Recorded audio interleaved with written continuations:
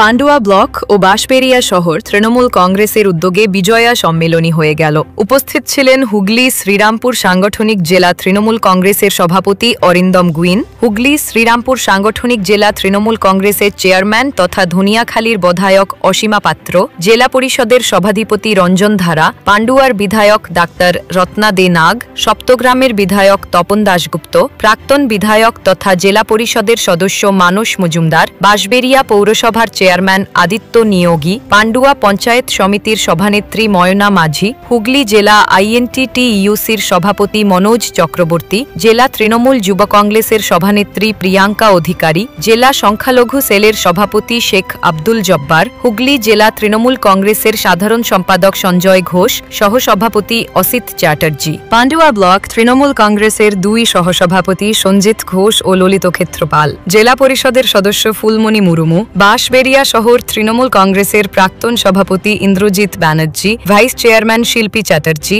জেলা তৃণমূল মহিলা কংগ্রেসের সভানেত্রী মৌসুমী বসু চ্যাটার্জি, জেলা উদ্বাস্তু ও মতুয়া সংগঠনের সভাপতি ডক্টর অসীম রায়, INTTEUCর জেলা নেতৃত্ব সুব্রত চ্যাটার্জি ও গৌতম দাস, পান্ডুয়া ব্লক তৃণমূল কংগ্রেসের সভাপতি আনিসুল ইসলাম, বাঁশবেড়িয়া শহর তৃণমূল কংগ্রেসের সভাপতি রঞ্জিত সরকার, সহসভাপতি প্রশান্ত দাস, মহিলা সভানেত্রী প্রিয়াঙ্কা দাস ও তৃণমূল যুব কংগ্রেস সভাপতি বিদ্যুৎ সরকার সহ বাঁশবেড়িয়া পৌরসভার কাউন্সিলর, ওয়ার্ড সভাপতি ও পান্ডুয়া ব্লকের বিভিন্ন অঞ্চলের পঞ্চায়েত প্রধান ও পঞ্চায়েত সমিতির কর্মাধ্যক্ষরা এদিন মঞ্চে বক্তব্য রাখতে গিয়ে কেন্দ্রীয় সরকারের বিভিন্ন জনবিরোধী নীতির তীব্র বিরোধিতা করেন হুগলি শ্রীরামপুর সাংগঠনিক জেলা তৃণমূল কংগ্রেসের চেয়ারম্যান অসীমা পাত্র।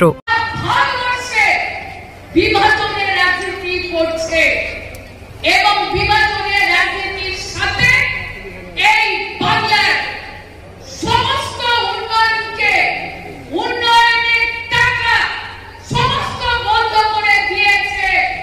আজকে বলুন তো, আজকে বলুন, যারা বাংলার 100 দিনে কাজ করত, খেটে খাওয়া মানুষেরা, কাজ বন্ধ, ঘরের টাকা বন্ধ, রাস্তার টাকা বন্ধ, জলের টাকা বন্ধ, সব টাকা কেন্দ্রের বিজেপির সরকার বন্ধ করে দিয়েছে। কাদের অঙ্গুলি হেলনে? বাংলার কিছু গদ্দার আছে, কিছু বেইমান আছে, শুভেন্দু অধিকারী, সুকান্ত মজুমদার, এরা হচ্ছে বাংলার গদ্দার, যারা বাংলার উন্নয়ন চায় না। তার দিল্লিতে গিয়ে বলে বাংলার টাকা বন্ধ করো। বলুন তো, বাংলার টাকা বন্ধ করে দিয়েছে, 100 দিনের টাকা। কারা কাজ করে? আমার মেহনতি মানুষেরা, খেটে খাওয়া মানুষেরা। ক্ষতিকার, ক্ষতিকার খেটে খাওয়া মানুষের আর লজ্জা করে না বিজেপি? ভোট চাইতে আসা, তাই প্রত্যেকটা কর্মীদের বলবো, পাড়ায় পাড়ায় বলে দিন, যারা আপনাদের মুখে ভাত কেড়ে নিয়েছে, সেই বেঈমানদের দল যেন পাড়ায় ঢুকতে না পারে, এটা পাড়ায় পাড়ায় বুঝে বুঝে বলে দিন। কাদের মাটির বাড়ি আছে? গরিব বলেই তো একটা মাটির বাড়ি কুড়ে ঘরে থাকে, তাদের ঘরের টাকা বন্ধ করে দিয়েছে, কিন্তু পারেনি। বাংলা মুখ্যমন্ত্রীর নাম মমতা বন্দ্যোপাধ্যায়, তাই তিনি 12 লাখ ঘরের টাকা দিয়েছেন। আবার ডিসেম্বরে 18 লাখ, আরো বেশি হবে তো কম নয়। যাদের মাটির বাড়ি আছে, এই দিল্লি কেন্দ্রে বঞ্চনা সত্ত্বেও আজকে মমতা বন্দ্যোপাধ্যায় বাংলার মানুষের পাশে দাঁড়িয়ে আছে। অন্যদিকে কেন্দ্রীয় সরকারের SIR এর ভয়াবহতা নিয়ে সাধারণ মানুষকে সতর্ক করেন প্রাক্তন বিধায়ক তথা হুগলি জেলা পরিষদের সদস্য মানস মজুমদার। তিনি কি বললেন শুনুন। ব্যাংকে জমানো টাকা আর তাদের যারা বন্ধু শিল্পপতি আছে, তাদের পাইয়ে দিয়ে তাদের কাছ থেকে ঘুর পথে নির্বাচনী বন্ডে টাকা নিচ্ছে। তাদের হাত থেকে বাংলার মানুষকে, ভারতবর্ষের মানুষকে মুক্তি দেওয়ার জন্য আমরা বিশ্বাস করি মমতা বন্দ্যোপাধ্যায়ের নেতৃত্বে এটা সম্ভব। এই অশুভ শক্তিকে সরানো সম্ভব। তাই আপনারা যারা এখানে উপস্থিত হয়েছে, আপনারা ইতিমধ্যে বিহারে এসআইআর দেখেছেন যে এসআইআর এ তারা প্রথমে ড্রাফট ভোটার লিস্টে 65 লক্ষ লোকের নাম বাদ দিয়েছিল। পরবর্তী সময়ে সুপ্রিম কোর্টে বিহারের বিভিন্ন জনপ্রতিনিধি, বিভিন্ন সংগঠন তারা শরণাপন্ন হয়। সুপ্রিম কোর্টের নির্দেশ এবং সুপ্রিম কোর্টের পর্যবেক্ষণের কারণে আমরা দেখেছি যে ভোটার লিস্ট 47 লক্ষ লোক ফাইনাল ভোটার লিস্টে বিহারে বাদ গেছে।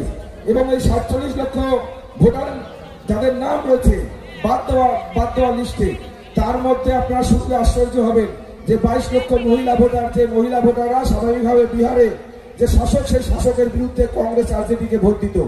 যে 47 লক্ষ লোকের নাম বাদ দিয়েছে বিহারে, তার মধ্যে 6 থেকে 7 লক্ষ মুসলিম ভোটার যারা বিজেপির ভোটার নয়, এবং দলিত সম্প্রদায়ের একটা বড় ভোটার যারা বিজেপিকে সমর্থন করে না, যারা আরজেডি কংগ্রেসকে সমর্থন করে।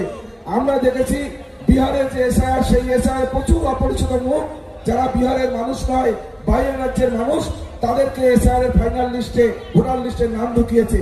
আমরা এই রাজ্যে, আমরা যারা আজকে এখানে মিলিত হয়েছি রাজনৈতিক কর্মী, যেহেতু আমাদের শপথ নেওয়ার দিন আজকে, যে আমরা কেন্দ্রের যে বিজেপি শক্তি রয়েছে, যে অসুরূপী দানবরূপী শক্তি রয়েছে, সেই শক্তি বাংলাকে গ্রাস করার চেষ্টা করছে। তারা মানুষের সমর্থনে জানে বাংলায় ক্ষমতা দখল করতে পারবে না।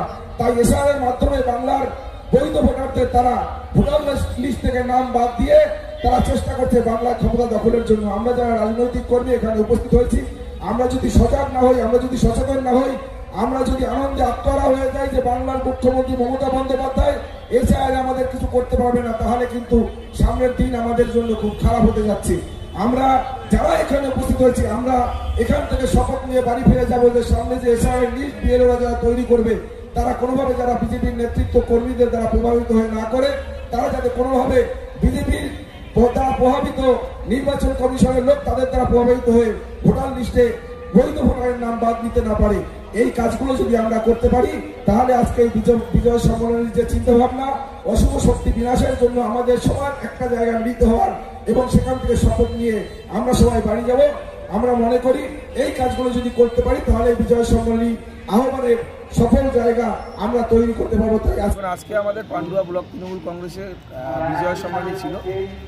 আপনারা জানেন যে আমরা মা দুর্গার বিসর্জন করে, মা শক্তির আরাধ্য দেবী, তার মূর্তিকে যখন আমরা জলে বিসর্জন করি, তারপরে আমরা ছোট পরিবারে মিলিত হই, আশীর্বাদ নিই, মা বাবা দাদা বৌদি পরিবার, ছোট পরিবার এটা আমাদের। এরপর আমরা রাজনীতির সাথে জড়িয়ে আছি, আমরা রাজনৈতিকভাবে আমাদের বড় পরিবার, সেই পরিবারের সদস্যদের সাথে মিলিত হই। সেখানে যারা ছোট তাদের শুভেচ্ছা জানাই, যারা বড় তাদের আশীর্বাদ নিই।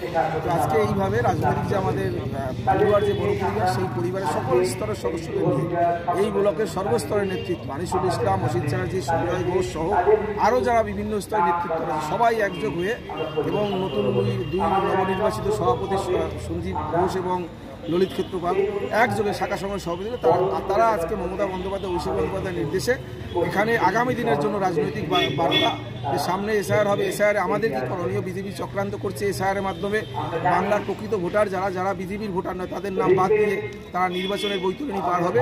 সেই জায়গায় আমাদের কি করণীয়, আমরা একদিকে যেমন সেই নির্দেশ দিলাম, এবং আগামী দিনে কীভাবে বিজেপির বিরুদ্ধে আমরা লড়বো, সরকারের যে বিভিন্ন প্রকল্প, সেই প্রকল্প আরও কী করে মানুষের বাড়িতে বাড়িতে পৌঁছে দেবো।